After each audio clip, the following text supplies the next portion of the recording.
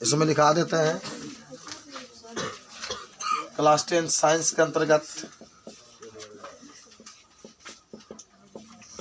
सबसे पहला जो चीज होगा उसका नाम होगा मेंडलीव का आवर्त सारणी का नियम। मेंडलीव का आवर्त सारणी का नियम। अच्छा, आप आवर्त सारणी देखे हैं ना? थोड़ा सा आपको मैं फिगर के बारे में बता दूं। इस पाठ में केवल आवर्त सारणी के बारे में ही पढ़ना, सब लोग जानो। तो सबसे पहला जो बात होता है उसका नाम होता है मेंडलीव का आवर्त सारणी। तो देखो, आप 9 में जब थे तो आपको आवर्त सारणी के बारे में बताना है, ठीक है? इस तरीके से, इस तरीके से इसको हम लोग पढ़ते हैं यस ब्लॉक। पहले समझो, इसको हम लोग पढ़ते हैं डी ब्लॉक, इसको हम लोग पढ़ते हैं पी ब्लॉक, ठीक है? Yes block, D block, P block, एक छोटा सा नीचे से भी एक हिस्सा होता है, इसको हम लोग कहते हैं एफ ब्लॉक। सब लोग जानो, पहले आपको समझा रहे हैं कि आधुनिक, चाहे मेंडलीव के आधुनिक आवर्त सारणी की बात हो रही है तो इस तरीके से इसकी बनावट होती है। यहाँ यस ब्लॉक, यहाँ डी ब्लॉक, यहाँ पी ब्लॉक, यहाँ एफ ब्लॉक, 4 ब्लॉकों में बांटा होता है। समझ रहे बात को? अब सुने कहानी इसमें कि मेंडलीव के आवर्त सारणी का नियम क्या है। तो देखो, इस नियम में उसने क्या कहा था कि तत्वों का, सुनो ध्यान से, तत्व होते हैं ना पूरे 118 तत्व हैं। तत्वों का भौतिक तथा रासायनिक गुण उनके परमाणु भारों के आवर्ती फलन होता है। परमाणु भारों के पढ़े, परमाणु क्रमांक, परमाणु भार परमाणु क्रमांक के दुगुना होता है। 7 है तो 14 होगा, 8 है तो 16 होगा। तो तत्वों का भौतिक तथा रासायनिक गुण उनके परमाणु भारों के आवर्ती फलन होता है। ऐसे भी कह सकते हैं, सुनो, कि मेंडलीव ने अपने आवर्त सारणी में तत्वों के परमाणु भार के बढ़ते हुए क्रम में रखा था।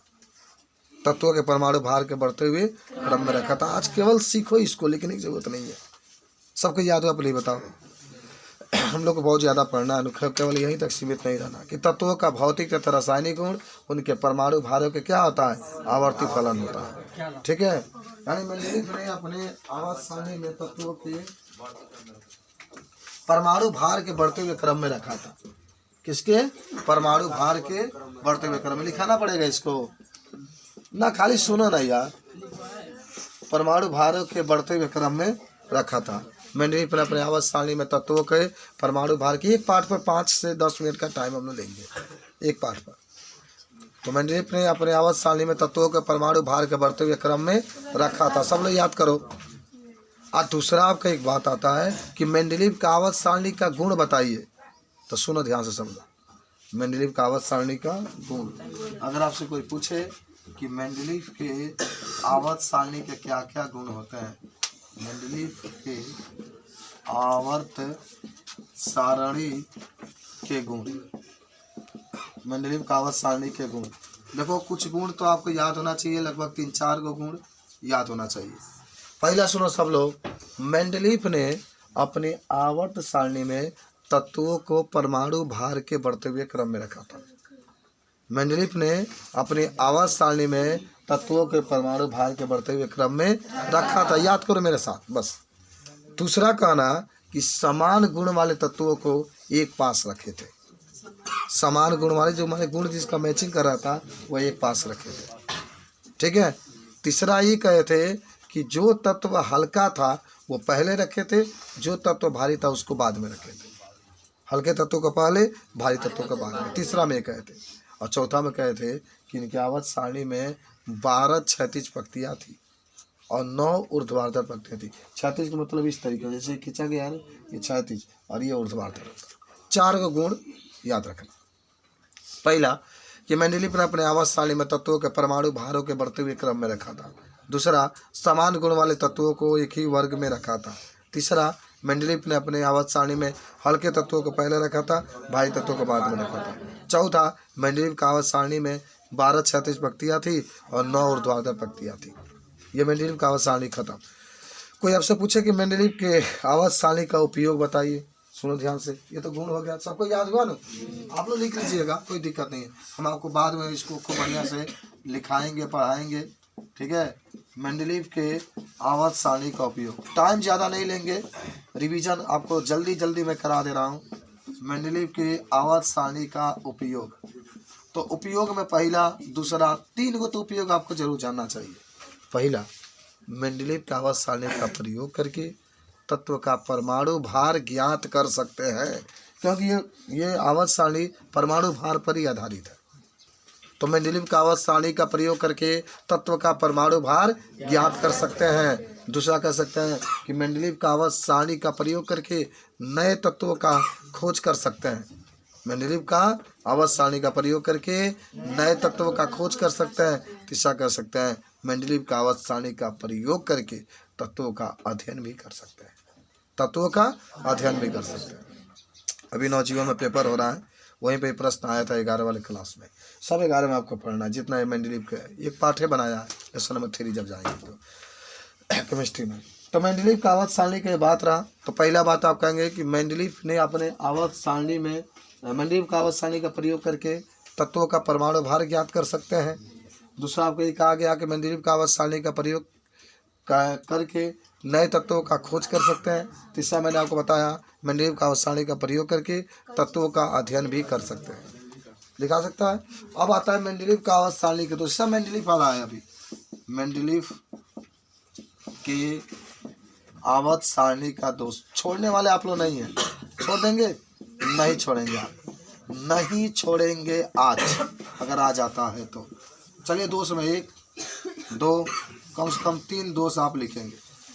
पहला दोष क्या होगा, मेंडलीव ने अपने आवर्त सारणी में, आपने देखा था कि आवर्त सारणी में हल्के तत्वों को पहले रखे थे, भारी तत्वों को बाद में रखे थे, लेकिन जब आधुनिक वैज्ञानिकों ने रिसर्च किया तो देखा कि मेंडलीव ने कई कई भारी तत्वों को पहले रख दिया था और हल्के तत्वों को बाद में रख दिया। दोस्तों हो गया। हर एक आदमी की जो क्वालिटी होती है, अच्छा उसके पास गुण है, तो कोई ना कोई उसकी डिमेरिट भी है, तो कमी इनकी हो गई।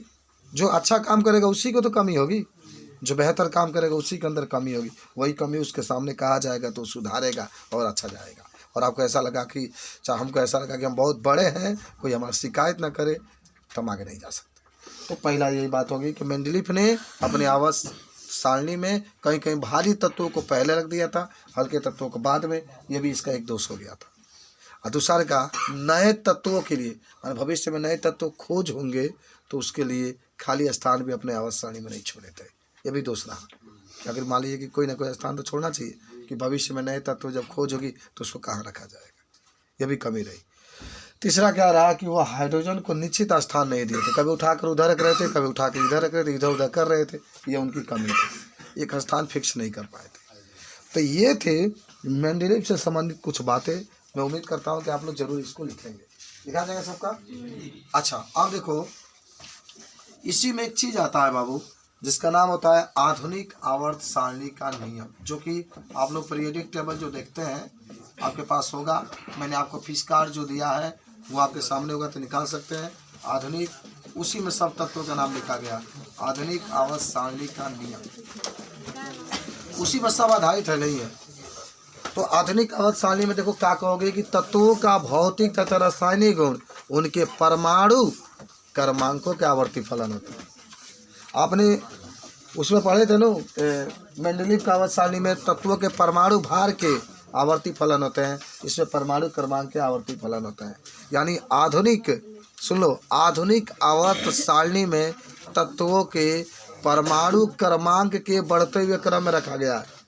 मेंडलीव में तत्वों के परमाणु भार के बढ़ते हुए क्रम में रखा गया था, लेकिन आधुनिक में तत्वों के परमाणु क्रमांक के बढ़ते हुए क्रम में रखा गया। अब देखिए, आप लोग गिनिए तो देखिए उसमें इसकी आधुनिक आवर्त सारणी की विशेषता, आधुनिक आवर्त सारणी की विशेषता, पहला तो ये होगा कि आधुनिक आवर्त 1, 2, 3, 4 को कम से कम बता दीजिए, 5 को भी बता सकते हैं।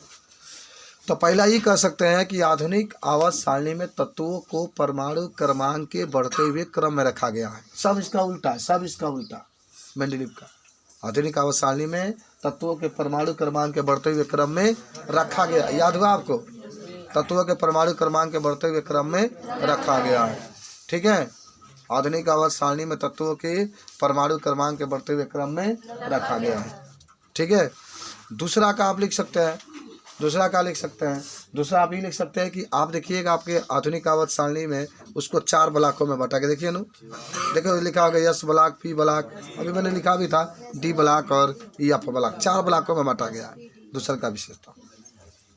तीसरा का देखना कि आधुनिक आवर्त सारणी में 7 36 पंक्तियाँ, देखे ना 7 को हैंग बनाया है, बनाया है, किताब में भी आपके पास दिया गया है। यहाँ पर देखना सब लोग, यहाँ भी दिया गया है कि आधुनिक आवर्त सारणी में कितने पंक्तियाँ हैं, 7, 1 2 3 4 5 6 7, 7 36 पंक्तियाँ जिन्हें आवर्त कहते हैं।